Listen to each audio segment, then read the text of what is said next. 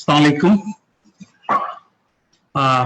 আজকে তৃতীয় দিনের মতো আমরা মায়োকার্ডিয়াল ইনফার্কশনের ম্যানেজমেন্টে ক্লাস নিচ্ছি। তো আমি সবাইকে পবিত্র মাহে রমজানের মধ্যে পবিত্র সিলেট নগরী থেকে স্বাগত জানাচ্ছি।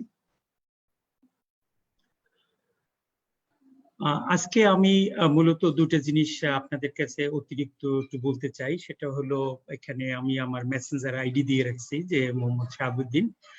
আমার ক্লাস সম্পর্কে আপনাদের কাছ থেকে একটা ফিডব্যাক আমি আশা করি, যে যদি কোনো ব্যাপারে যদি প্রয়োজন হয় কিছু পরিবর্তন করার অথবা কিভাবে ক্লাস নিলে আরো ভালো করা যায় বা আমার ভালো মানে করতে পারবো, সে ব্যাপারে আপনাদের সাজেশন আমি এখান থেকে আশা করতেছি। যে কেউ মেসেঞ্জারে আমাকে সাজেশন দিতে পারবেন। দুই হলো, আমি একটা ইমেল আইডি আমার দিয়ে রাখছি, সেটাও আপনারা মানে ইউজ করে আমাকে বলতে পারবেন। এবং একই সাথে যদি আপনাদের যে প্রেজেন্টেশনের যেটা আমি এখানে দিয়েছি, সেটা যদি আপনাদের প্রয়োজন হয় তাহলে সেটাও আপনারা চাইতে পারবেন। এর মধ্যে যে কিছু যারা প্রেজেন্টেশন হাইপারটেনশন চেয়েছেন, আমি তাদেরকে প্রেজেন্টেশনটা প্রোভাইড করছি। তো আমি গতকালকে ম্যানেজমেন্ট অফ হাইপারটেনশন শুরু করেছিলাম, আমরা আবার সেখান থেকেই শুরু করতে চাই। যে মানে হাইপারটেনশন ম্যানেজমেন্ট আসলে একটা খুব ক্রিটিক্যাল একটা কন্ডিশন, এবং এটার ব্যাপারে খুব ভালোভাবে যদি আপনার দক্ষতা থাকে তাহলে কেবলমাত্র মানে আপনার কোনো ভয় পাওয়ার কারণ নেই। কারণ এটা খুব এতটাই একুট এমার্জেন্সি যে এটা মুহূর্তের মধ্যেই যে কোনো অবস্থা থেকে খারাপ হয়ে যেতে পারে পেশেন্ট। কারণ আমরা জানি যে মানে রিকারেন্ট ইসকিমিয়া এবং এমআই হতে পারে, পরবর্তীতে অ্যারিথমিয়া ডেভেলপ করতে পারে। তো সেই জন্য রোগীটা যখনই হাসপাতালে ভর্তি হয় তখনই একটা মনিটরে রাখা হয়, এবং রোগীর যাতে অ্যারিথমিয়া ডেভেলপ না করে তার জন্য সর্বোচ্চভাবে চেষ্টা করতে হয়। এবং সাডেন মানে রোগীটা খারাপ হওয়ার পর পিছনে অ্যারিথমিয়াই দায়ী।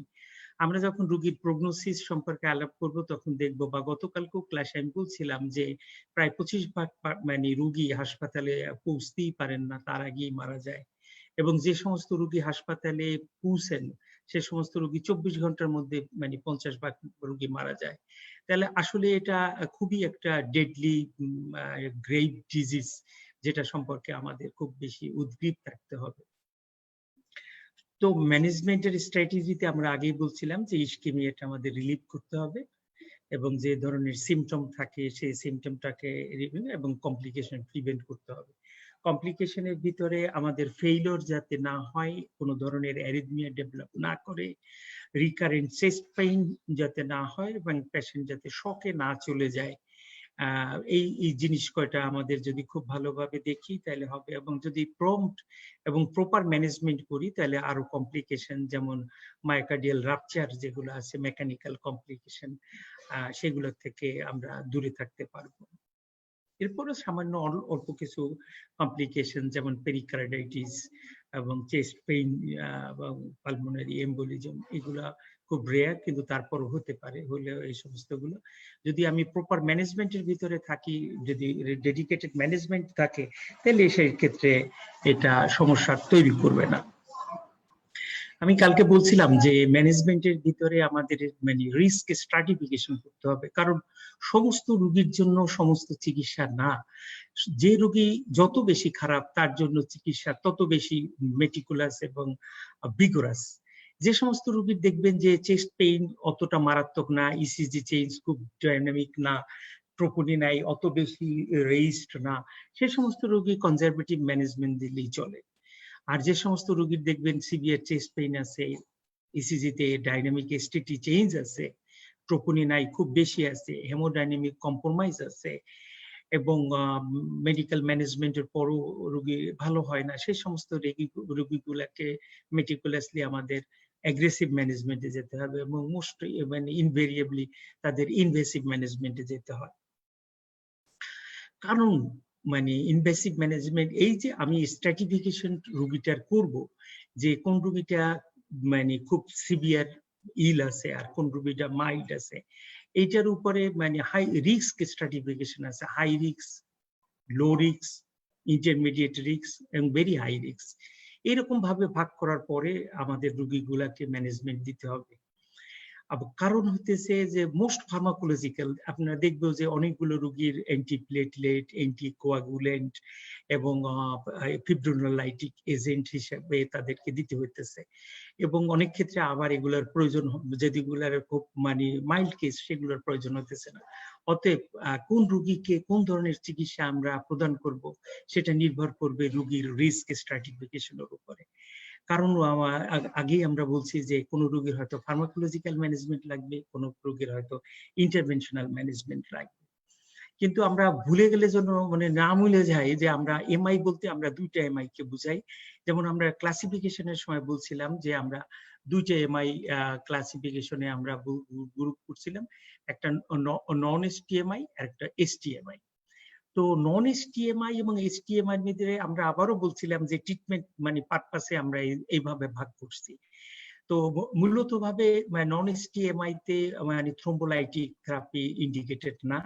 প্যাথোফিজিওলজির দিকে যদি চিন্তা করেন সেখানে আমরা বলছিলাম যেটা নন অকুলেসিভ মানে থ্রোম্বাস এবং এটা প্লেটিলেট রিচ থ্রোম্বাস যার উপরে থ্রোম্বোলাইটিক কাজ করে না। আপনারা যদি খেয়াল করে দেখেন তাহলে সেই খেয়ালে এখানে আছে। এবং আর এমআই তে বলছিলাম এটা অকুলেসিভ থ্রোম্বাস এবং এটা ফিব্রিনরেস থ্রোম্বাস এবং এই ক্ষেত্রে ফিব্রিনোলাইটিক বা থ্রোম্বোলাইটিক কাজ করে। তো এই দুই ডিফারেন্সের জন্যই ট্রিটমেন্ট প্রোটোকলটা ডিফারেন্ট। তবে নন এসটিএমআই পেশেন্টকে আবার আমরা চারটা ভাগে ভাগ করতে পারি। সেটা চারটা ভাগের ভিতরে 1 নম্বর ভাগ যেটা মানে করতেছে ভেরি লো গ্রুপ, এই ক্ষেত্রে রোগীর চেস্ট পেইন খুব কম থাকবে এবং ইসিজি তে চেঞ্জও কম থাকবে, ট্রোপোনিন সাধারণত বেশি থাকবে না। এবং অন্য একটা গ্রুপের ভিতরে যেটা মানে থাকবে যে high risk group, very high risk group, সেক্ষেত্রে ইন্ট্রাক্টেবল তার চেস্ট পেইন থাকবে, that is refractory to medical management.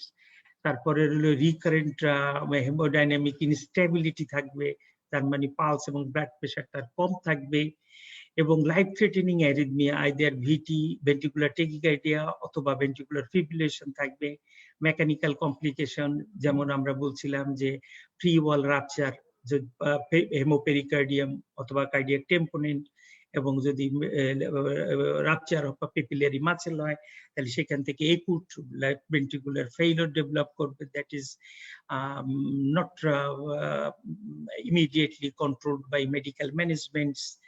এবং রিকারেন্ট অথবা রিকারেন্ট আর ইন্টারমিডিয়েট এসটি সেগমেন্ট ইলেভেশন, এরকম একটা যদি গ্রুপ থাকে তাহলে সেই গ্রুপটাকে আমরা ভেরি হাই রিস্ক গ্রুপ বলবো এবং এই রোগীকে চিকিৎসা করতে হবে অ্যাজ এসটিএমআই এবং ইনভেসিভ প্রসিডিউরে।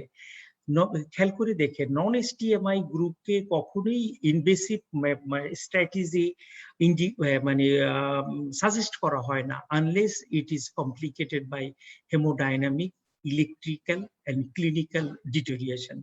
যদি ক্লিনিক্যালি, হেমোডাইনামিক্যালি এবং ইলেকট্রিক্যালি পেশেন্ট ডিটোরিয়েট করে তবেই কেবলমাত্র নন এসটিএমআই পেশেন্টকে মানে ইনভেসিভ প্রসিডিউরের জন্য বলতে হয়।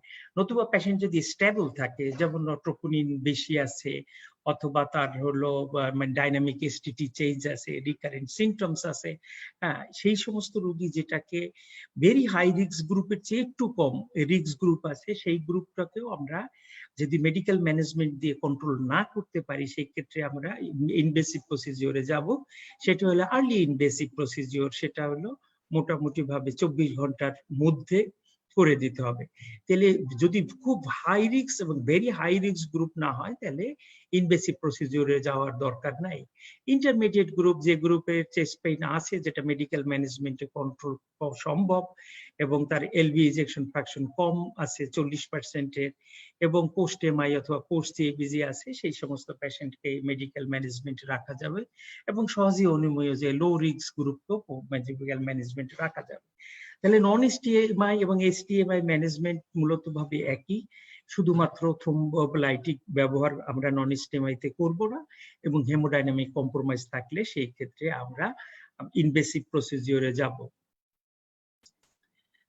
এবং যদি এসটিএমআই আমরা রিস্ক স্ট্রাটিফিকেশন করি, আমরা গতকালকে বলছিলাম যে আমরা এই গ্রেস প্রোটোকলটা ইউজ করতে পারি এবং এই গ্রেস প্রোটোকলটা ইউজ করার পরে যদি আমাদের স্কোর 140-এর কাছাকাছি আসে বা তার বেশি থাকে তাহলে আমরা মনে করতে পারি যে এই সব ধরনের পেশেন্ট মেডিকেল ম্যানেজমেন্টে করবে না, স্টেবল হবে না, সেই সমস্ত পেশেন্টকে আমরা আর্লি ইনভেসিভ প্রসিডিউরে যাব। অথবা আমি যদি রিস্ক ক্যালকুলেট করে দেখি যে in hospital mortality more than 9%, তাহলে এটা ভেরি হাই রিস্ক গ্রুপ।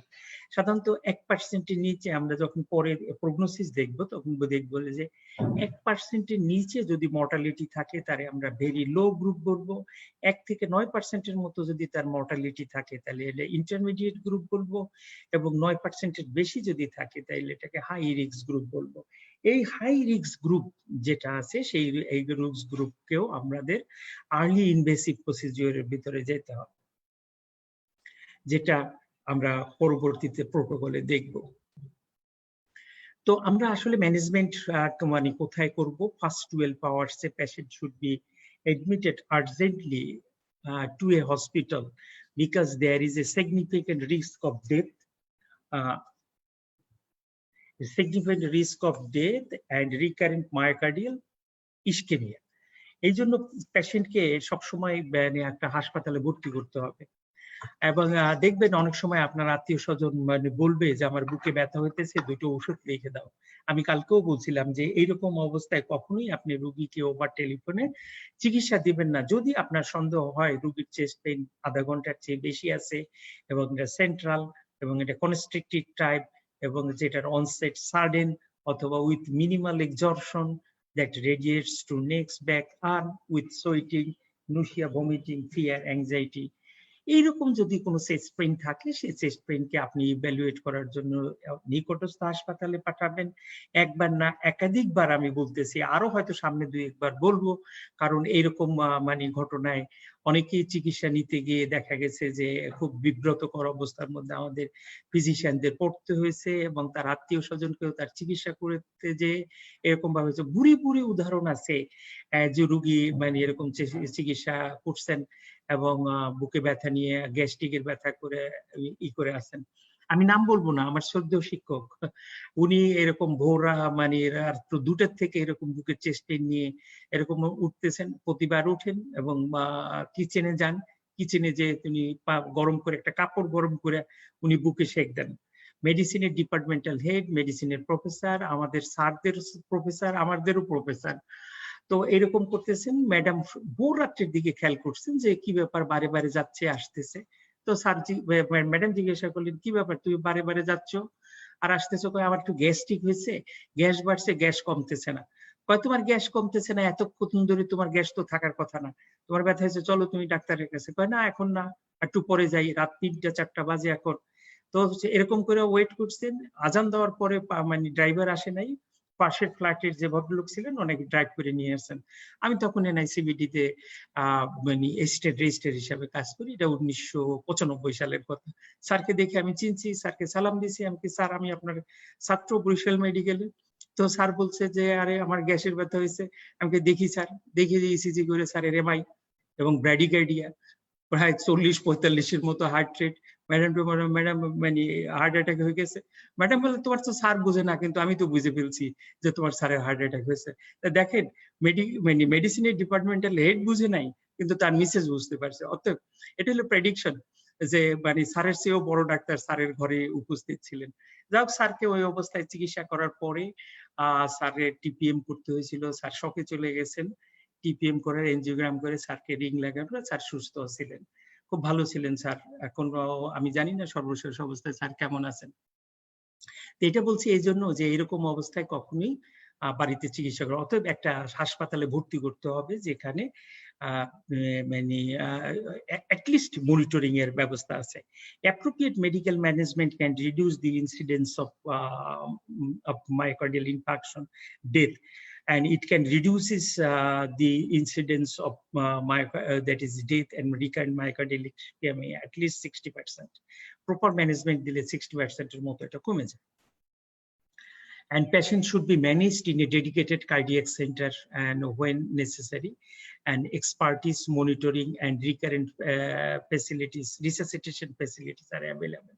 মানে যে সমস্ত জায়গায় মনিটর করা যাবে এক্সপার্ট আছে এবং রিসাসিটেশন ফ্যাসিলিটিস আছে।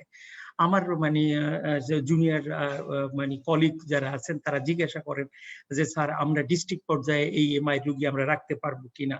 হ্যাঁ, ডিস্ট্রিক্ট পর্যায়েও আপনি রোগী রাখতে পারবেন, ডিস্ট্রিক্ট পর্যায়েও আপনি থ্রম্বোলাইটিক দিতে পারবেন যদি আপনি এক্সপার্ট থাকেন রোগীর মানে হেমোডাইনামিক কন্ডিশনের সম্পর্কে, যদি রোগীটাকে আপনি মনিটর করতে পারেন এবং আপনার রিসাসিটেশন ফ্যাসিলিটিস যদি অ্যাভেলেবেল থাকে, তবে সেই সমস্ত ক্ষেত্রে এটা যে কোনো জায়গায় আপনি মনিটর করতে পারবেন, ইভেন থানা লেভেলও আপনি অ্যাভেলেবেল করতে পারবেন। এখন বর্তমান সরকার অনেক মানে যন্ত্রপাতি দিচ্ছেন যেটা থানা লেভেলে ডিফিব্রিলেটর সহ মনিটর সহ অনেক ডিস্ট্রিক্ট হসপিটাল এবং হসপিটালও আছে। তো আপনি আপনার স্টোরে খোঁজ নিয়ে দেখেন যে ওই স্টোরে আপনার ডিফিব্রিলেটর সহ কার্ডিয়াক মনিটর পড়ে আছে কিনা। If there is no complication, the patient can be mobilized from the second day and can be discharged to 3 to 5 days. So in mild cases, when there is risk is very low and patient is asymptomatic and clinically hemodynamic and electrically stable, দেখেন আমি মানে বলতে যে সবসময় আমি তিনটা কথা বলি, patient clinical, hemodynamic and electrical যদি patient স্টেবল থাকে। ক্লিনিক্যালি স্টেবল থাকে কি রোগীর chest pain, shortness of breadth থাকবে না। হেমোডাইনামিক্যালি স্টেবল কি রোগীর পালস মানে 60 থেকে 100 এর মধ্যে থাকবে, ব্লাড প্রেশার মানে না হাইপোটেনশন না হাইপারটেনশন থাকবে এবং মানে আর লাংস বেজে তার ক্রেভস থাকবে না। তো পালস, ব্লাড প্রেশার এবং লাংস বেজ এই তিনটা জিনিস ভালো থাকবে এবং ইলেকট্রিক্যালি রোগীর কোনো ধরনের অ্যারিথমিয়া থাকবে না, না ব্র্যাডিকার্ডিয়া না টেকিকার্ডিয়া।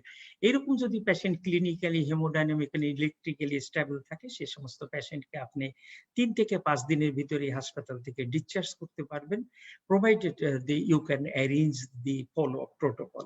মানে আপনি যা তাকে ফলো আপ করতে পারেন বা সমস্যা অসুবিধা হলে সে যেন হাসপাতালে আসতে পারে, এরকম অবস্থায় তাকে আপনার ডিসচার্জ করে দিতে পারবেন। আপনি হাসপাতালে দীর্ঘদিন 8, 9, 10 দিন হাসপাতালে রাখার দরকার নেই, বিশেষ করে অ্যাসিম্পটোমেটিক পেশেন্টদের।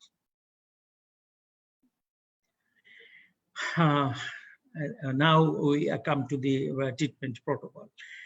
এখন ট্রিটমেন্ট প্রোটোকলের ভিতরে আপনাদেরকে পরীক্ষার সময় মানে জিজ্ঞাসা করে যে স্যাররা বিভিন্ন সময় মানে জিজ্ঞাসা করে যে কোশ্চেন গুলা, সেটা হলো দুইটা জিনিস জিজ্ঞাসা করে যে এমআই তুমি ট্রিটমেন্ট প্রোটোকল বলো, আবার জিজ্ঞাসা করে যে এমআই প্রিন্সিপালস অফ ম্যানেজমেন্ট জিজ্ঞাসা করো, আবার জিজ্ঞাসা করে যে এমআই রোগীকে তুমি কিভাবে চিকিৎসা করো। দেখেন তিনটা জিনিস তিন ভাবে আপনাকে জিজ্ঞাসা করে। যদি আপনাকে প্রোটোকল জিজ্ঞাসা করে যে এমআই প্রোটোকল কি, আপনার ডেভিডসনে এই প্রোটোকলটা দেওয়া আছে, এটা একটা সাইন প্রোটোকল। যে সমস্ত রোগী হাসপাতালে 12 ঘন্টার ভিতরে আসে এবং রোগীর চেস্ট পেইন থাকে, সেই সমস্ত রোগীকে এখানে একুট করোনারি সিনড্রোম হিসাবে ডায়াগনোসিস করা বা এমআই হিসাবে ডায়াগনোসিস করা, বোথ নন এসটি এবং এসটি এমআই হিসাবে এটা ডায়াগনোসিস করা আছে। সেই সমস্ত রোগীকে প্রাইমারি পিসিআই এর ইন্টেনশন নিয়ে একটা সেন্টারে পাঠানো হয়। সেই সেন্টারে যে প্রোটোকলটা ফলো করা হচ্ছে সেই প্রোটোকল, এটা ব্রিটিশ একটা প্রোটোকল, সাইন প্রোটোকল। আপনারা এই প্রোটোকলটা আপনার বইতে আছে, আপনি সুন্দরভাবে যদি এই প্রোটোকলটা আপনাকে স্যারকে বলে দেন তাহলে স্যার মানে হ্যাপি হবে, কারণ স্যার সবসময় এই বই নাড়াচাড়া করতে চাই এই প্রোটোকলটা দেখেন। আবার আমি যদি প্রিন্সিপালস আছে, আমি পরে প্রিন্সিপালস আলাপ করতেছি। এই প্রোটোকলের প্রথম যেটা আছে, পেশেন্টের ক্লিনিক্যাল অ্যাসেসমেন্ট করবেন আপনি 10 মিনিটের ভিতরে রোগীর একটা ক্লিনিক্যাল অ্যাসেসমেন্ট, দেন টার্গেট ওরিয়েন্টেড অ্যাসেসমেন্ট, রোগীর chest pain, shortness of breadth এবং আদার্স মানে প্যালপিটেশনস, হেমোপ্টাইসিস এইগুলো আছে কিনা রোগীর সার্চ করবেন এবং রুগীকে একটা ইসিজি করতে দিবেন এবং সব রুগীর ব্লাড ড্র করে ট্রোপোনিন করতে দেবেন। অ্যাজ সুন অ্যাজ পসিবল আপনার অন প্রেজেন্টেশন রুগীকে একটা ট্রোপোনিন করতে দিবেন। এটার পরে আপনি রুগীকে কতগুলো জিনিস করবেন, অ্যাপ্লাই করবেন। একটা অক্সিজেন এবং কার্ডিয়াক মনিটরিং করবেন এবং অ্যাসপিরিন 300 মিলিগ্রাম লোডিং ডোজ দিয়ে দিবেন এবং টিকাগ্রেল এখানে ইউজ করছে। যদি এটা প্রাইমারি পিসিআই হয় সেক্ষেত্রে টিকাগ্রেল 2টা ট্যাবলেট মানে 90 মিলিগ্রাম করে 2টা ট্যাবলেট 180 মিলিগ্রাম দিবেন এবং মেটোপ্রোলাল আইভি এখানে ইউজ করছে। আমরা আইভি ইউজ করি না যদি না পেশেন্ট হেমোডাইনামিক্যালি টেকিকার্ডিয়া না থাকে, হার্ট রেট 120 এর উপরে না থাকে, তাহলে সাধারণত মেটোপ্রোলাল আমরা ইউজ করি না। ওরাল মেটোপ্রোলাল আমরা না মানে অন্য প্রোটোকল ইউজ করা হয় নাই এবং পেশেন্টকে ট্রান্সফার করা হয়েছে করোনারি কেয়ার ইউনিটে। বাইরের দেশের মানে ট্রিটমেন্ট প্রোটোকল এবং ট্রায়াস আর আমাদের দেশের ট্রিটমেন্ট প্রোটোকল এবং ট্রায়াসের মধ্যে একটু পার্থক্য আছে। এই সমস্ত জিনিসগুলা ম্যাক্সিমামই তারা এমার্জেন্সিতে করে এবং এমার্জেন্সিতে ট্রায়াস আছে প্রোটোকলে, চেস্ট পেইন থাকলে চেস্ট পেইন প্রোটোকল হিসাবে। কিন্তু আমাদের দেশে যে সমস্ত ট্রায়াস আছে সেখানে চেস্ট পেইন দেখলে ইসিজি না করেই তাড়াতাড়ি রোগীকে সিসিউতে পাঠিয়ে দেওয়া হয়, কারণ রোগীটা বাই দিস টাইম খারাপ হয়ে যেতে পারে। অতএব এই যে মানে প্রোটোকল যেটা আছে অক্সিজেন, অ্যাসপিরিন, কার্ডিয়াক মনিটরিং এগুলো সবগুলো আমরা সিসিউতে করতে পারি, এই জন্য সিসিউতে করা হয়। এখন অক্সিজেনের ব্যাপারে একটা কথা আছে, নতুন যে 2017 এর যে গাইডলাইন আছে সেই গাইডলাইনে বলছে যে যদি কোনো রোগীর অক্সিজেন স্যাচুরেশন 90 এর নিচে না থাকে তাহলে সেই সমস্ত রোগীকে রুটিন অক্সিজেন দিতে হবে না। যেটা এখন পুরানা যে কনসেপ্ট আছে সেই কনসেপ্ট থেকে ভিন্ন। পুরনো কনসেপ্ট ছিল রোগীর শ্বাসকষ্ট থাকুক বা না থাকুক সমস্ত রোগীকে প্রথম বলতো 24 ঘন্টা, পরবর্তীতে বলতো 6 ঘন্টা অক্সিজেন দিতে হবে, তার অক্সিজেন থাকুক আর না থাকুক। এই কনসেপ্টটা চেঞ্জ হয়ে গেছে। আমাদের কিছু অভিজ্ঞ এবং স্যাররা আছেন যারা এই চেঞ্জের সাথে সম্পৃক্ত না বা আসলে এই সম্পর্কে জানা নাই। পরীক্ষার হলে এই চেঞ্জ বলতে যে যদি আপনি বিব্রতকর অবস্থার সম্মুখীন হন, নিজ দায়িত্বে বিব্রতকর অবস্থা হবেন। স্যার যদি একটু বেশি অভিজ্ঞ থাকে তাহলে মানে স্যারকে বলেন যে স্যার এটা 2017 এর ইএসসি গাইডলাইনে চেঞ্জ করা আছে যে অক্সিজেন যদি 90 এর উপরে থাকলে অক্সিজেন সাপ্লিমেন্টারি অক্সিজেন দিলে লাংস ইনজুরি হয়, পালমোনারি ইডিমা হয় এবং সেই জন্য এটাকে তারা ডিসকারেজ করছে একটা নতুন গাইডলাইন অনুসারে। আর যদি এবং কতটুকু মেনটেন করবেন অক্সিজেন 95% এর উপরে মেনটেন করবেন এবং কার্ডিয়াক মনিটরিং সব জায়গায় করতে থাকবেন। অ্যাসপিরিন আপনি 300 মিলিগ্রাম, তার মানে 75 এর 4টা ট্যাবলেট আপনি দিয়ে দেবেন। এক্ষেত্রে ট্যাবলেট সিওবল হতে পারে অথবা ট্যাবলেট ক্রাশ করে খেতে পারেন, গিলেও খেতে পারেন। অনেক সময় জিজ্ঞাসা করেন অনেকে যে স্যার এটা ট্যাবলেট চাবাই খাবো না গিলে খাবো, দুইটাই করতে পারেন।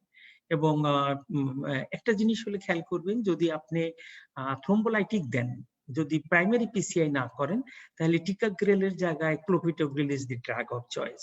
সেই ক্ষেত্রে আমরা ক্লোপিডোগ্রেল ইউজ করব। আর যদি আমরা প্রাইমারি পিসিআই করি, যে আমরা যদি রিং লাগাই, তাহলে সেক্ষেত্রে আমরা টিকাগ্রেল করব, কারণ ticagrelor is more superior than clopidogrel. তাহলে স্যার যদি ইসের সাথে আমরা ক্লোপিডোগ্রেল দেই থ্রোম্বোলাইটিকের সাথে, তাহলে আমাদের কি সমস্যা হতে পারে? কারণ হলো safety of ticagrelor in the course of fibrinolytic therapy have not been tested. তার মানে হইতেছে টিকাগ্রেল দেওয়া, থ্রোম্বোলাইটিক পেশেন্টের টিকাগ্রেল দিলে এর কতটুকু লাভ হবে তার ইফিকেসি সম্পর্কে টেস্ট করা নাই বিদায় এবং তার অ্যাডেড কোনো বেনিফিট এখন পর্যন্ত নাই বিদায় টিকাগ্রেল দেওয়া হয় না। কারণ টিকাগ্রেলের দাম একটু বেশি এবং তার ব্লিডিং কমপ্লিকেশন হতে পারে। ব্লিডিং কমপ্লিকেশন যদি হয়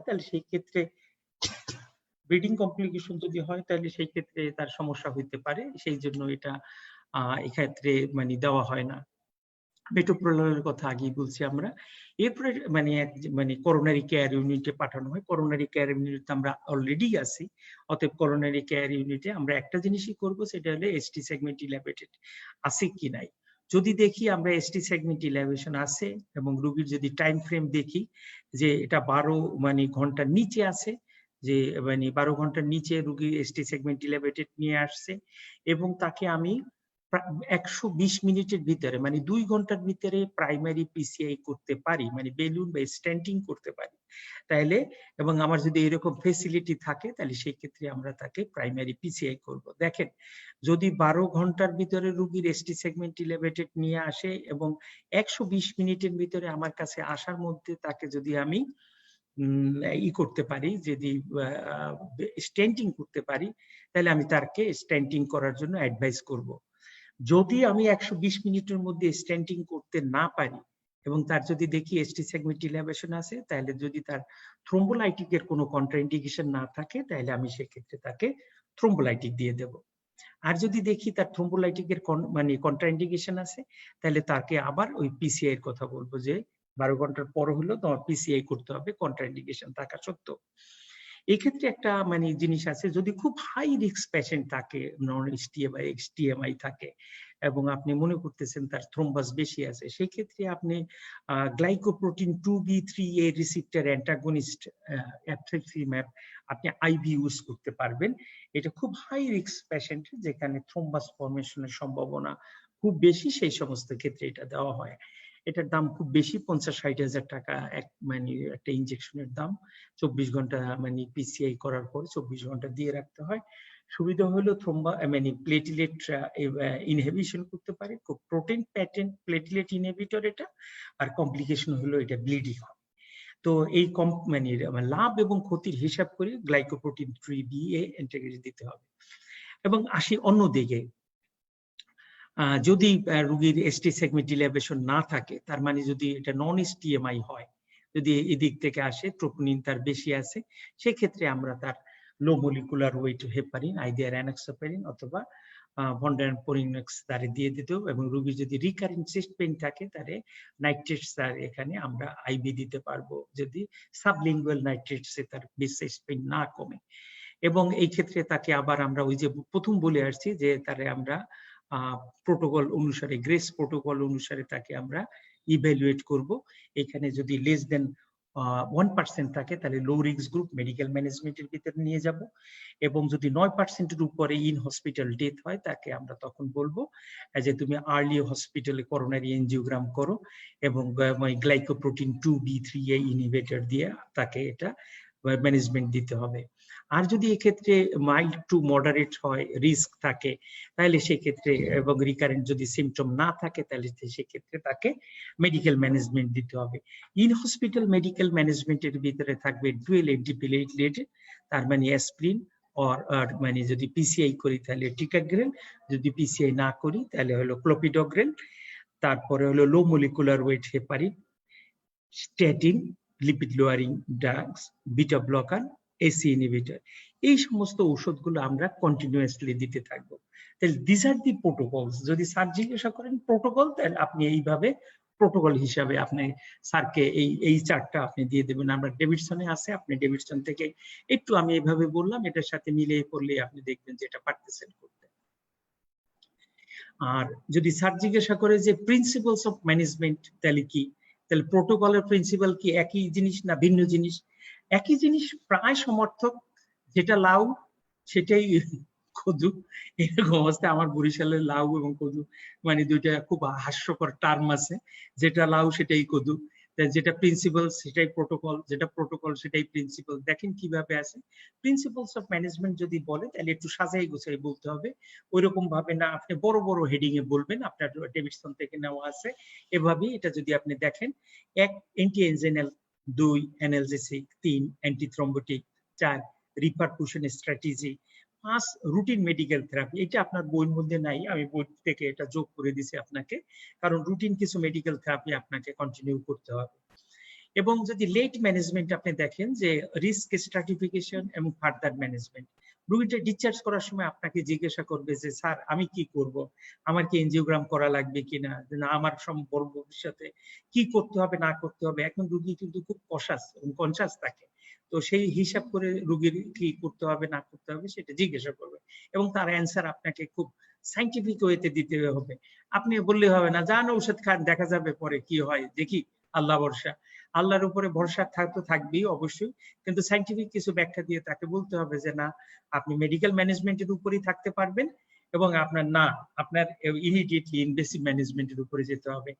এইখানটায় আপনাকে এতটাই মানে স্ট্রিক্ট থাকতে হবে, মানে এতটাই আপনার নলেজেবল থাকতে হবে যে আপনি দেখবেন শাওলের লোকজন বলতেছে, দেখেন দাদা ওনার তো 3টি ব্লক আছে, উনি রিং লাগিয়েছেন, বাইপাস করেছেন, দেখুন দাদা উনি কিন্তু ভালো নেই, কিন্তু আমার এই রোগী দেখেন ভালো আছে, উনি রিং লাগায় নাই, বাইপাস করে নাই, উনি তেল খাচ্ছেন কম, চর্বি কম খাচ্ছেন, মাছ মাংস খাচ্ছেন না, উনি নিরামিষ ভুজি আছেন, উনি ভালো আছেন। এইখানে দেখবেন যে সময় রুগীটা বাইপাস করছে, এই করছে, সেই সমস্ত রুগীটার দেখবেন যে 2 বা 3টা ব্লক আছে, তার এলভি ফাংশন খারাপ আছে, তার ডায়াবেটিস আছে, কিডনিতে সমস্যা আছে, আদার পেরিফেরাল কোমরবিডিস আছে, অনেকগুলো পেরিফেরাল ডিজিজ আছে।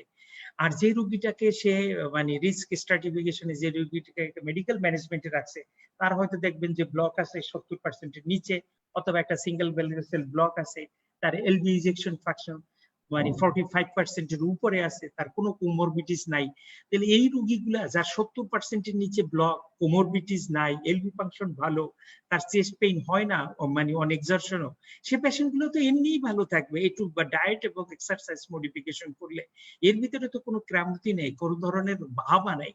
কিন্তু আমাদের অজ্ঞতাকে সুযোগ নিয়ে কিছু সংখ্যক লোকজন এই সমস্ত গুলা করে। হ্যাঁ, সে যদি করতো যে না এখানেও 3টা ব্লক আছে, এনারও 3টা ব্লক আছে, এখানে আপনি 2টা তুলনা করে দেখেন যে আপনার মেডিকেল ম্যানেজমেন্ট এই ক্ষেত্রে পারফেক্ট কিনা। আপনি যদি age, sex, risk factor, LV ejection fraction সবকিছু যদি হোমোজেনাস করেন 2 গ্রুপে, তখন আপনি আসেন যে কোন ম্যানেজমেন্ট কোনটা মানে দেখার জন্য।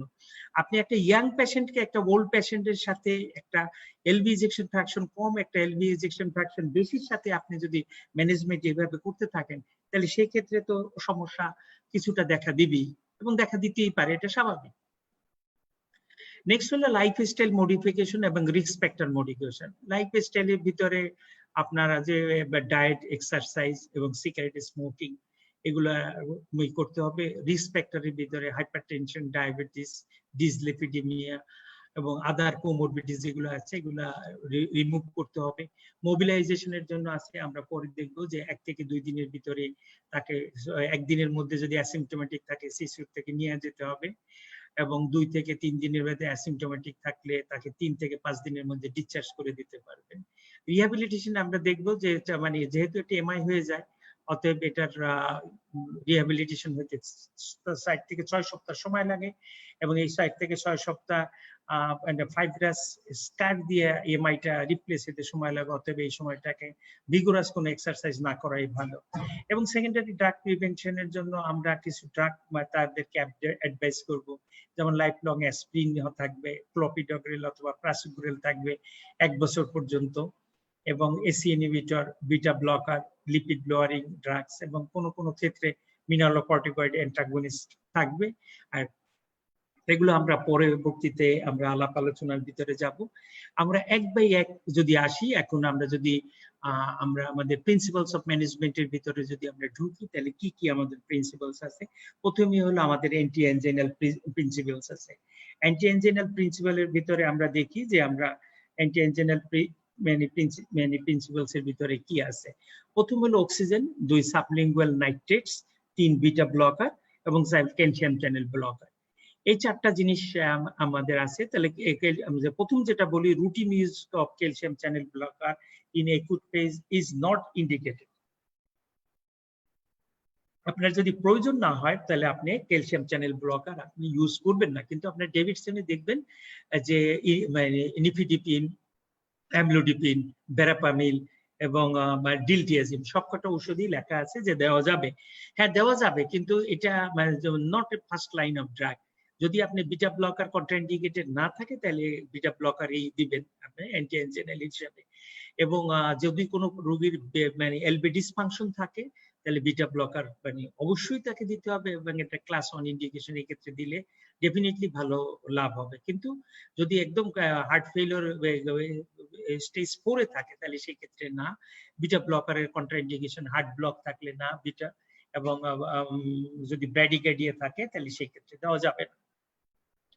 এবং আইভি সাবলিঙ্গুয়াল নাইট্রেটস যদি আপনার আগে থেকে বাসায় থাকে, তাহলে আপনি বুকে ব্যথা হওয়ার পরে 1 চাপ দিবেন, এবং বুকে ব্যথা চলে গেলে ভালো, আর যদি না চলে যায় তাহলে পরবর্তীতে আরেক চাপ দিবেন।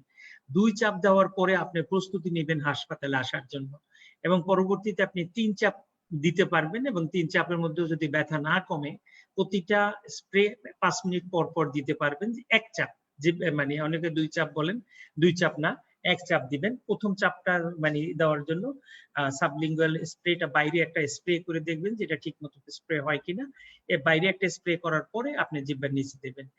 5 মিনিট ব্যবধানে 3 বার দিতে পারবেন। ব্যথা না কমলে অবশ্যই আপনার হাসপাতালে যেতে হবে। হাসপাতালে গেলে এখানে আইভি সাবলিঙ্গুয়াল নাইট্রেটস দেওয়ার ব্যবস্থা থাকবে। এবার পেশেন্টের কিন্তু আপনি আইভি সাবলিঙ্গুয়াল নাইট্রেটস দিতে পারবেন, খুব ইজিলি টাইট্রেট করা যায়। সাবলিঙ্গুয়াল নাইট্রেটস দিলে ইজিলি পেইনটা রিলিফ হয়, এবং এটা খুব ইমিডিয়েট প্রম্পট অ্যাকশন হয় ইসের জন্য। একটাই সমস্যা, সেটা হচ্ছে ব্লাড প্রেশার কমে যেতে পারে। যদি ব্লাড প্রেশার কমে যায় সেক্ষেত্রে আপনি মেটিকুলাস ফলো আপ করবেন আইভি নাইট্রেটস দিয়ে। 15 মিনিট পর পর রোগীর ব্লাড প্রেশার দেখবেন, যদি ব্লাড প্রেশার ফল করে 90-60 নিচে, সেক্ষেত্রে আপনি আবার নাইট্রেটটা বন্ধ করতে পারবেন। আদারওয়াইজ নাইট্রেট যদি খুব হাই প্রেশার থাকে, রোগীর হার্ট ফেইলিওর থাকে এবং রোগীর চেস্ট পেইন থাকে, তাহলে IV nitrates is the drug of choice. এই ক্ষেত্রে আর কোনো ধরনের ভুল নাই, এবং আইভি নাইট্রেট দিতে আপনার ভুলও করার দরকার নেই, যেহেতু আইভি মানে সিসিউ সেটিংসে আপনার সবসময় মনিটর করার সুযোগ আছে।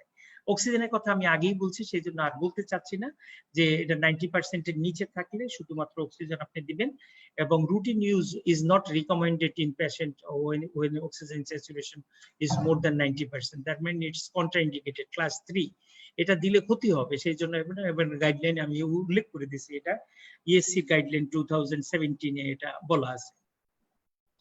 এবং ঠিক একইভাবে যেহেতু মানে আপনাদের এই জিনিসটা নিয়ে মানে আমাদের স্যারদের সাথে একটু কনফিউশন হয়, আপনাদের ইয়াং যে গ্রুপ আছেন তাদের জন্য, কারণ আমার মানে স্টুডেন্ট আমার মানে খুব বিটার এক্সপিরিয়েন্স আছে, সেটা হলো অক্সিজেন স্যাচুরেশন সে তো এরকম বলে ফেলছে যে 90% এর নিচে থাকলে স্যার দিব না, সরি 90% এর উপরে থাকলে দেব না, 90% নিচে থাকলে দেব। স্যার তো এটা নিয়ে তাকে অনেক গেছেন, পরে স্যারকে বলছেন স্যার এটা নতুন রিকমেন্ডেশন আছে, শাহাবুদ্দিন স্যার পড়াইছেন। যা হোক স্যার আমার নাম শুনে আর কি সেক্ষেত্রে তাকে নির্ঘাত ফেলের হাত থেকে বাঁচাই দিয়েছেন আর কি। তো সেটাই, আপনি যদি রিকমেন্ডেশন এবং সহ যদি আপনি বলতে পারেন তাহলে আপনার এটা ঠিক আছে, এটা নিয়ে আপনার চিন্তিত হওয়ার কিছু নাই। এবং বিটা ব্লকারের ক্ষেত্রে আমরা আগেই বলছি যে বিটা ব্লকার আপনার যদি এলবি ইজেকশন ফ্যাকশন 40 এর নিচে থাকে তাহলে সেটা অবশ্যই তাকে দিবেন, এবং সেই ক্ষেত্রে সবচেয়ে বেশি কাজ করবে। এবং যদি আইভি বিটা ব্লকার দিবেন, আমি তাও বলছি আইভি বিটা ব্লকার রুটিনলি আমরা দেই না, বা আমরা দেওয়ার জন্য মানে অ্যাডভোকেট করি না, কোনো গাইডলাইনই অ্যাডভোকেট করে না। ইউরোপিয়ান সোসাইটি অফ কার্ডিওলজি গাইডলাইনেও এই অ্যাডভোকেট করে নাই। সেক্ষেত্রে বলছে যদি তাকে পিসিআই করতে নেওয়া হয় এবং তার হার্ট রেট যদি 120 এর উপরে থাকে, তাহলে সেই ক্ষেত্রে মানে ওরাল না আইভি বিটা ব্লকার আপনি দিতে পারবেন। আর যদি মানে এই না থাকে, কন্ট্রাইন্ডিকেশন না থাকে, তাহলে সমস্ত পেশেন্টের তার এলবি ইজেকশন ফ্র্যাকশন 40% এর নিচে থাকুক বা না থাকুক, সেক্ষেত্রে আপনি তাকে দিতে পারবেন। নেক্সট হলো অ্যানালজেসিয়া। খুব যদি পেশেন্ট পেইন অ্যাপ্রিহেনশন খুব বেশি থাকে, চেস্ট পেইন যদি খুব বেশি থাকে, তাহলে আইভি ওপিএটস দিতে পারবেন। টাইট্রেটেড ডোজে দিতে হবে। টাইট্রেটেড ডোজে দিতে হবে মানে মানে যে সিসির ভিতরে বা একটা এম্পুলের ভিতরে 15 মিলিগ্রাম আপনার মরফিন থাকে। সেই 15 মিলিগ্রাম মরফিনের মানে কিভাবে ডাইলুট করবেন, 1 সিসি যেটা থাকে মানে ঔষধটার সাথে 14 সিসি নরমাল স্যালাইন অথবা ডিস্টিল ওয়াটার মেলানের পরে 15 সিসি হবে। এই 15 সিসি থেকে প্রতিবার 1 সিসি যদি নেন তো 1 মিলিগ্রাম হবে। তাহলে ডোজ হলো 2 to 3 milligram every 15 minutes interval till patient subsided with chest pain. Maximum 25 milligram দিতে পারবেন 24 ঘন্টার মধ্যে। তো এইভাবে রোগীকে প্রতি 15 মিনিট পর পর ইনক্রিমেন্টাল ওয়েতে আপনি 2 to 3 মিলিগ্রাম দিতে পারবেন, মানে মরফিন অ্যানালজেসিয়া ওপিয়েটস দিতে পারবেন। এবং এইটা দেওয়ার সময় একটু ইমিটিক্স মানে বমি হতে পারে, এই জন্য অ্যান্টি ইমিটিক এটার সাথে যোগ করতে হবে। এবং মাইল্ড ট্রাঙ্কুলাইজার দিতে পারবেন, যে বেনজোডায়াজিপাম এর সাথে যোগ করা যেতে পারে যদি পেশেন্ট খুব অ্যাংশাস থাকে। এখন মানে anti thrombotic next important topic যেটা আছে অ্যান্টি থ্রম্বোটিক। অ্যান্টি থ্রম্বোটিকের ভিতরে দুইটা জিনিস আছে, একটা অ্যান্টি প্লেটলেট আর একটা আছে অ্যান্টি কোয়াগুলেন্ট। অ্যান্টি প্লেটলেট আমরা আগের বারে বলছি যে ডুয়েল অ্যান্টি প্লেটলেট আমাদের দিতে হবে, এটাকে আমরা ড্যাপ্ট বলি, ডুয়েল অ্যান্টি প্লেটলেট থেরাপি, ড্যাপ্ট সব মানে ইংরেজি ভাষায়, এবং দেখবেন অনেক জায়গায় ড্যাপ্ট লেখা থাকে। এখন এখানে একটু আপনার মানে বোঝার একটু ব্যাপার আছে, সেই জিনিসটা আপনার একটু বুঝে নিতে হবে। যদি আমি প্রাইমারি পিসিআই করি তাহলে আমার প্রোটোকল হবে একরকম, আমি যদি প্রাইমারি পিসিআই না করি, আমি যদি থ্রোম্বোলাইটিক দেই তাহলে আমার অ্যান্টিপ্লেটলেটের ডোজ হবে একরকম। পিসিআই করি বা না করি, অ্যাসপিরিনের loading dose 300 milligram, it is fixed, মানে 4টা 75 মিলিগ্রামের অ্যাসপিরিন একসাথে আপনি দিয়ে দিবেন। এরপরে সাবসিকুয়েন্টলি পরের দিন থেকে আপনি 75 to 100 milligram per day life long দিবেন। এই অ্যাসপিরিন সম্পর্কে কোনো ধরনের আর নাই। নেক্সট হইতেছে আমি ক্লোপিডোগ্রেল দিতে পারি অথবা টিকাগ্রেল দিতে পারি। আমি ক্লোপিডোগ্রেল যদি আমি প্রাইমারি পিসিআই না করি, থ্রোম্বোলাইটিক দেই, তাহলে clopidogrel is the drug of choice. সেক্ষেত্রে আমি 300 মিলিগ্রাম, অথবা প্রাইমারি পিসিআই যদি করি, যে ক্ষেত্রে আমার টিকাগ্রেল অ্যাভেলেবল না, সেক্ষেত্রে আপনি ক্লোপিডোগ্রেল 600 মিলিগ্রাম দিতে পারবেন। আপনি দেখবেন যে মানে ডেভিডসনে লেখা আছে 600 মিলিগ্রাম ট্রপিক্রল, আপনি বলবেন স্যার আমাদের বইতে তো 600 মিলিগ্রাম লেখা আছে, আপনি তো 300 মিলিগ্রাম পড়াইছেন। না, আমি দুইটাই পড়াইছি। আমি যদি প্রাইমারি পিসিআই যদি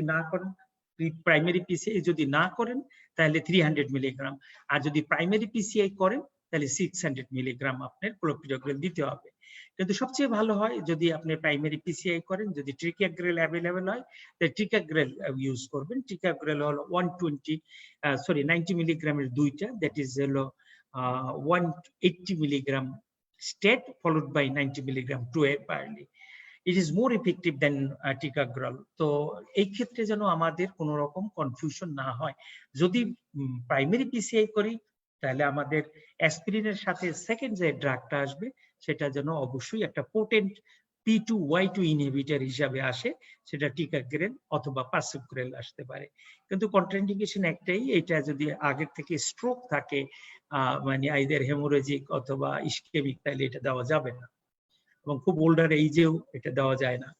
আর ক্লোপিডোগ্রেল সব ক্ষেত্রেই দেওয়া যাবে। এখানে দেখেন মানে লেখা আছে potent P2Y2 inhibitor, that is either clopidogrel or ticagrelor, prasugrel or ticagrel or clopidogrel if মানে not available or contraindicated. যদি prasugrel এবং ticagrel না পাওয়া যায় অথবা যদি contraindicated থাকে, যে ক্ষেত্রে বললাম যে আমরা যে স্ট্রোক যদি থাকে, haemorrhagic, is recommended before or at the time of PCI are maintained over 1 year unless there are contraindications such as excessive bleeding. এই ক্ষেত্রে ছিল P2Y2 ইনহিবিটর একটা যোগ করে দিতে হবে, আইদার পিসিআই করা হোক বা না করা হোক, এটা কন্টিনিউ করতে হবে 1 বছর পর্যন্ত। এটা যদি পিসিআই করার আগে দিতে হয় পারেন তো ভালো, আর না করতে পারলে যখন পিসিআই করবেন, ডিসিশন যখন আসবে, পিসিআই মানে হলো এনজিওপ্লাস্টি অথবা বেলুন। আমি বারবার পিসিআই বলতেছি, আপনাদের বুঝতে যদি কষ্ট হয় তাহলে আমি আবার বলতেছি, এটা সহজ বাংলায় রিং লাগানো যদি হয়, যদি আমরা এমআই সাথে যদি রিং লাগাইতে চাই তাহলে সেই ক্ষেত্রে আমাদের প্রাসুগ্রেল অথবা টিকাগ্রেল দিতে হবে, এবং পরবর্তীতে রিং লাগানোর পরে 1 বছর পর্যন্ত কন্টিনিউ করতে হবে। 1 বছরের বেশি এবং কম যদি কন্টিনিউ করতে হয়, সেটা তার ক্লিনিক্যাল সার্কামস্ট্যান্সেস এর উপরে নির্ভর করবে।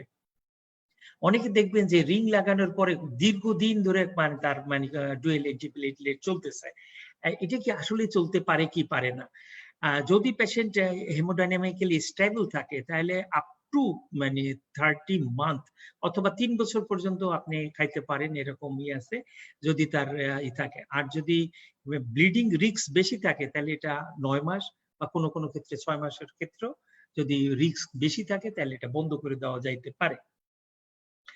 তো আর যদি পেশেন্ট স্টেবল থাকে, কোনো রকম কমপ্লিকেশন না থাকে, তাহলে 1 বছরের পরে ডুয়েল অ্যান্টিপ্লেটলেট খাওয়ার দরকার নাই, সেক্ষেত্রে single antiplatelet aspirin is sufficient. এই কথাগুলোই এখানে ইউরোপিয়ান সোসাইটি অফ কার্ডিওলজির গাইডলাইনে দেওয়া আছে যে অ্যাসপিরিন যদি মানে তাদের রিকমেন্ডেশন হতেছে অ্যাসপিরিন যদি সলভ না করতে পারে বাইরে আইভি হিসাবে পাওয়া যায় তা আইভি দেওয়া যাওয়াতে পারে as soon as possible for all patients without contraindication। যাদেরই কন্ট্রাইন্ডিকেশন নাই তাদের সমস্ত পেশেন্টকেই দিতে হবে। এবং P2Y2 inhibitor with the prasugrel or ticagrel or clopidogrel, if not these agents are available or contraindicated, is recommended before or at least at the time of PCI, maintained over 12 months unless contraindicated, as for example excessive bleeding। এগুলো আমরা আগে থেকেই বলছি এবং ক্যানাগ্রেল মানে consider করা যাবে যদি এটা পাওয়া যায় না বাংলাদেশে, এটা নিয়ে আমরা অতটা চিন্তিত না। আমরা অ্যাসপিরিনের লোডিং ডোজ আমরা বলছি যে অ্যাসপিরিনের লোডিং ডোজ 300 মিলিগ্রাম, তারপরে আপনার এটা 75 থেকে 100 মিলিগ্রাম আমরা কন্টিনিউ করবেন লাইফ লং। এবং ক্লোপিডোগ্রেলের আবার যদি আমরা পিসিআই করি সেক্ষেত্রে দেখেন 600 মিলিগ্রাম দিবেন এবং ফলোড বাই 75 মিলিগ্রাম, আর যদি পিসিআই না করেন সেক্ষেত্রে 300 মিলিগ্রাম। এবং অ্যান্টিপ্লেটলেট কোথেরাপি নট রিপারফিউজড পেশেন্ট যদি হয় দেখেন এখানে লোডিং ডোজ অ্যাসপিরিন আগের মতোই আছে। যদি আমরা না করি রিপারফিউশন যদি না করি কোনো পেশেন্টের তাহলে সেক্ষেত্রেও ক্লোপিডোগ্রেল 300 মিলিগ্রাম দিতে হবে, সেই ক্ষেত্রে 600 মিলিগ্রাম না। এবং মানে ফার্মাকোথেরাপিতে যে আগের বারে যেরকম দেওয়া ছিল যে আনফ্র্যাকশনেটেড হেপারিন এবং কন্ডাপ্রেরিনক্স লো মলিকুলার ওয়েট হেপারিন একই রকম থাকবে। আমরা এগুলো নিয়ে আবার একটু আলাপ করতেছি পরবর্তীতে। যেমন অ্যান্টিথ্রম্বোটিক আমরা নেক্সট হলো অ্যান্টিকোয়াগুলেন্টের সেকেন্ড অপশন অ্যান্টিকোয়াগুলেন্ট। আমরা মানে 3 নম্বরে যেটা আমরা আলাপ করতেছিলাম অ্যান্টিথ্রম্বোটিক অ্যান্টিকোয়াগুলেন্ট। অ্যান্টিকোয়াগুলেন্টের ভিতরে দুইটা আছে আমাদের, একটা হলো আনফ্র্যাকশনেটেড হেপারিন আর একটা লো মলিকুলার ওয়েট হেপারিন এনক্সাপারিন। ফন্টাপ্রিনক্স আমাদের দেশে পাওয়া যায় না, যদিও এটা ড্রাগ অফ চয়েস আফটার স্ট্রেপ্টোকাইনেস, যেটা আমরা সবচেয়ে বেশি দেই সেটার জন্য। যদিও স্ট্রেপ্টোকাইনেস এখন নতুন গাইডলাইনে আর ইন্ডিকেশন হিসাবে নাই, এটা টেনেক্টেপ্লেজ বা মানে বোলাস হিসাবে আছে, এটা টেনেক্টেপ্লেজ হিসাবে ইউজ করা হয় রিকম্বিনেন্ট টিস্যু প্লাজমিনেজের activator. Anticoagulant heparin unfractionated heparin আছে এবং লো মলিকুলার ওয়েট হেপারিন আছে এনক্সাপাইরিন। এবং এনক্সাপাইরিনকে বলা হয় যে যদি প্রাইমারি পিসিআই না করা হয় বা কোনো প্রসিডিউর না করা হয় তাহলে এনক্সাপাইরিন ইজ পেপারড ওপেন আনফ্র্যাকশনেটেড হেপারিন। এটা কয়দিন দিবেন এটা ম্যাক্সিমাম সময় স্যাররা জিজ্ঞাসা করেন পরীক্ষার সময় যে হেপারিন তুমি কতদিন দিবা। তো এটা পরীক্ষার সময় যেহেতু জিজ্ঞাসা করে অতএব আপনারা একটু মনে রাখেন যে পরবর্তীতে আমি হেপারিন রোগী আছে যতক্ষণ পর্যন্ত তার রিভাসকুলারাইজেশন যদি না করা হয় বা পিসিআই বা রিং যদি লাগানো না হয় ততক্ষণ পর্যন্ত আমি তাকে দিতে পারবো। এবং অথবা যার হসপিটাল ইন্ডেক্স স্টে পর্যন্ত দেওয়া যেতে পারে 8 দিন পর্যন্ত। আমরা পপুলারলি 5 দিন পর্যন্ত দেই, 5 দিনের পরে আর দেই না। এটা আমরা নিজস্ব একটা প্রোটোকল মানে করে রাখছি, কিন্তু বই পুস্তকের প্রোটোকল হিসাবে 8 দিন পর্যন্ত দেওয়া যাবে। মিনিমাম আপনার 24 আওয়ার্স থেকে 24 থেকে 48 আওয়ার্স পর্যন্ত মিনিমাম আপনার দিতে হবে। এবং এক্ষেত্রে মানে আনফ্র্যাকশনেটেড এবং লো মলিকুলার ওয়েট হেপারিনের ভিতরে আবার যদি রেনাল ফাংশনের ডিটোরিয়েশন থাকে তাহলে এনক্সাপাইরিন ডেইলি ডোজের জায়গায় একবার দিতে হবে। এবং সেই ক্ষেত্রে মানে আনফ্র্যাকশনেটেড হেপারিন কিন্তু কোনো ডোজ অ্যাডজমেন্টের দরকার নেই, এবং রেনাল ফেলিওরে আনফ্র্যাকশনেটেড হেপারিন কিন্তু প্রেফারেবল দেন এনক্সাপাইরিন। অথবা যদি মানে ডিউরেশনের ভেতরে 8 দিনের চেয়ে ইন্ডেক্স হসপিটালে স্টে পর্যন্ত, রোগী যতদিন হাসপাতালে আছে ততদিন পর্যন্ত আপনি দিতে পারবেন। এই তিনটা যে প্রসিডিউরের যে কোনো একটা প্রসিডিউর পর্যন্ত আপনি অ্যান্টিথ্রম্বোটিক আপনি অ্যান্টিকোয়াগুলেন্ট আপনি কভার করতে পারবেন। এবং অ্যান্টিকোয়াগুলেশনের ভিতরে আপনি কি দিতে পারবেন, is anticoagulation recommended for all patient in addition to antiplatelet therapy during primary PCI. Primary PCI যদি করি আমরা মানে রিং যদি লাগাই তাহলে সমস্ত পেশেন্টে দিতে হবে। এবং routine use of unfractionated heparin is recommended. এই ক্ষেত্রে মানে লো মলিকুলার ওয়েট হেপারিনের উপরে আনফ্র্যাকশনেটেড হেপারিনের রোল বেশি আছে। এবং in patient with heparin induced thrombocytopenia bivalirudin is recommended as anticoagulant agent during primary PCI. এখানে অল্টারনেটিভ হিসাবে বিভালুরিডিন আমরা ইউজ করতে পারি। আর routine use of enoxaparin should be considered. এক্ষেত্রে মানে এনোক্সাপাইরিন দেওয়া যাবে, কিন্তু দেখতেছেন যে এটা হলুদ দেওয়া আছে, এটার কার্যকারিতা সবুজটার মতো অতটা না, যেটা খুব মানে এসেনশিয়াল অথবা দিলে কাজ হবে এরকম না, তাই না?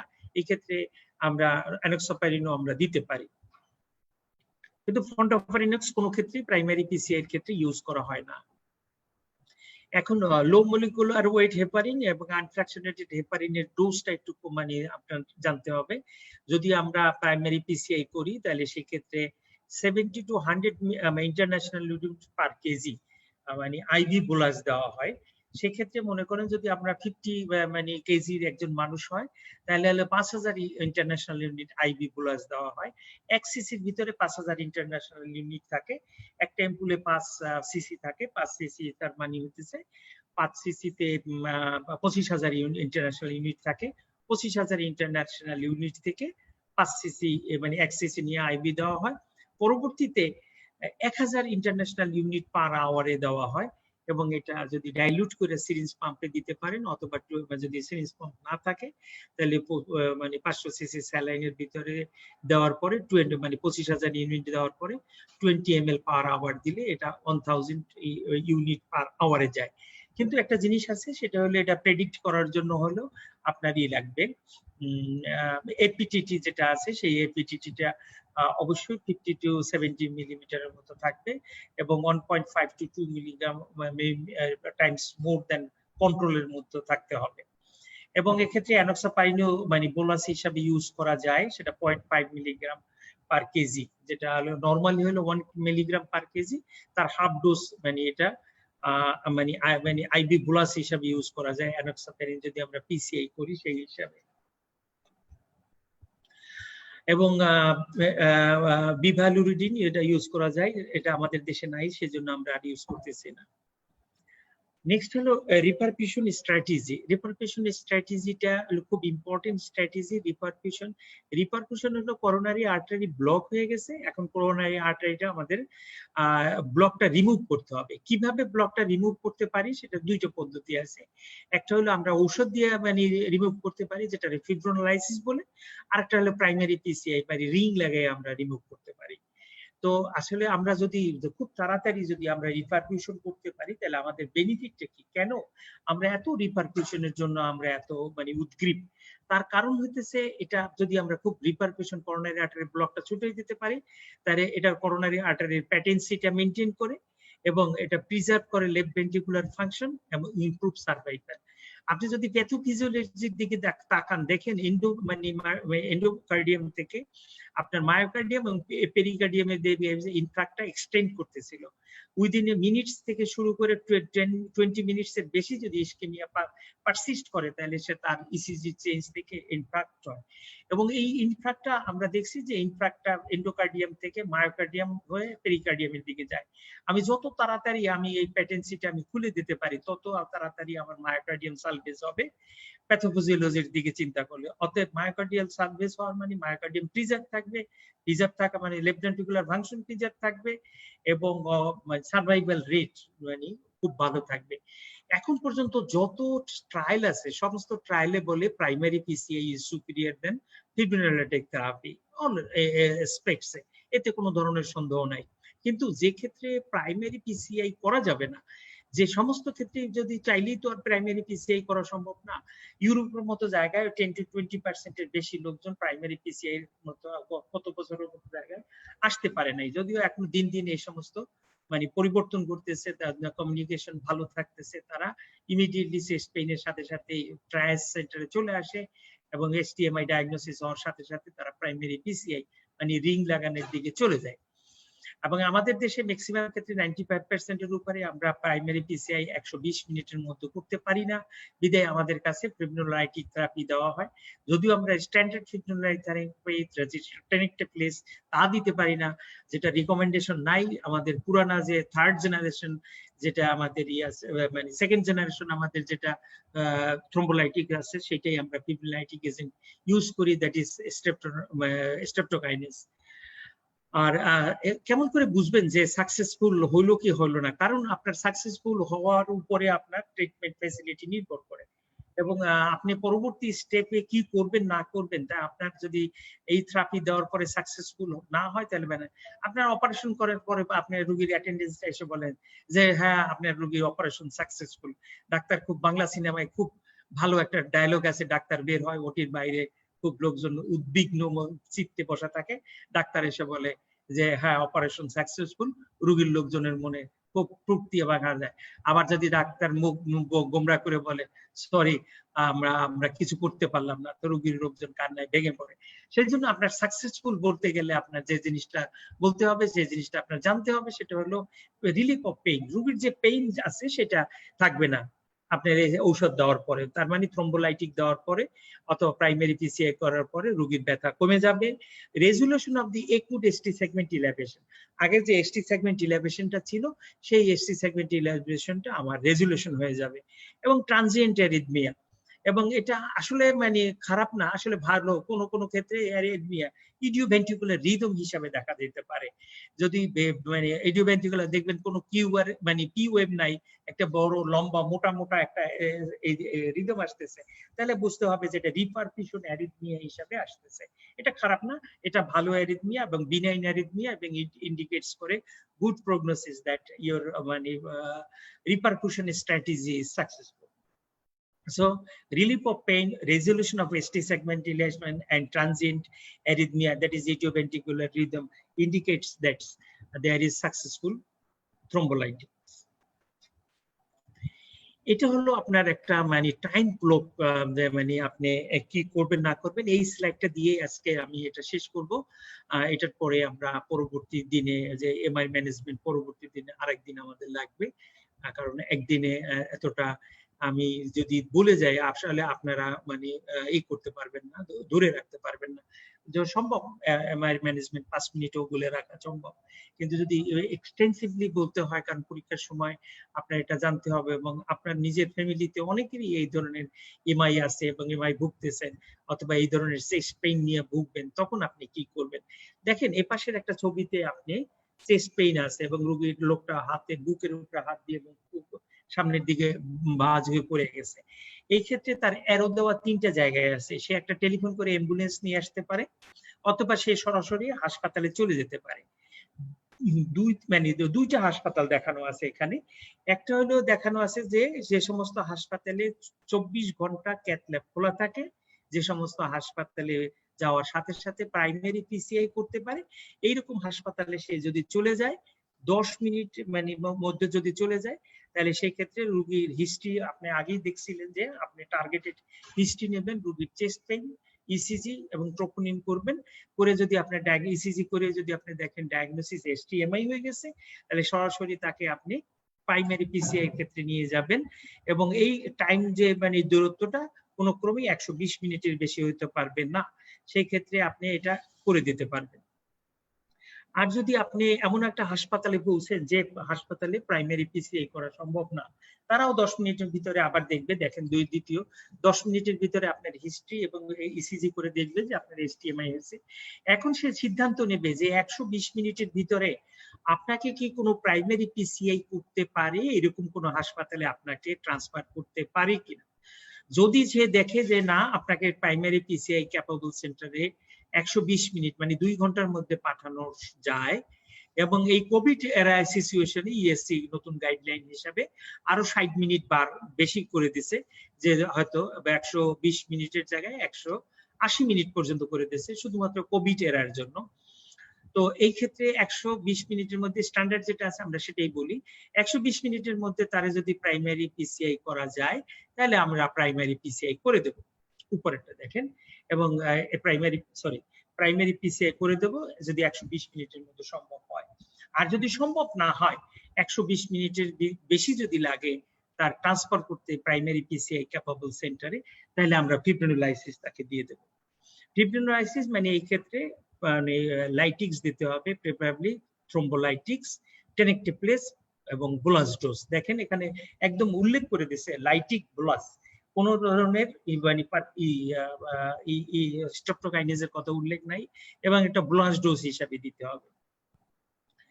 এবং আপনি আরেকটা ক্ষেত্রে যদি অ্যাম্বুলেন্স দিয়ে আপনি হাসপাতালে পৌঁছেন তাহলে একইভাবে আপনি দুইভাবে যে পিসিআই ক্যাপাবল বা নন ক্যাপাবল হাসপাতালে আছেন কিনা, এইটা হলো আপনার মানে আসল স্ট্র্যাটেজি বা আপনার হলো মানে যেটা বলতে চাই যে আপনার প্রিন্সিপাল, যে আপনি 120 মিনিটের ভিতরে এসটিএস এলিভেটেড এমআই যদি পারেন কিনা।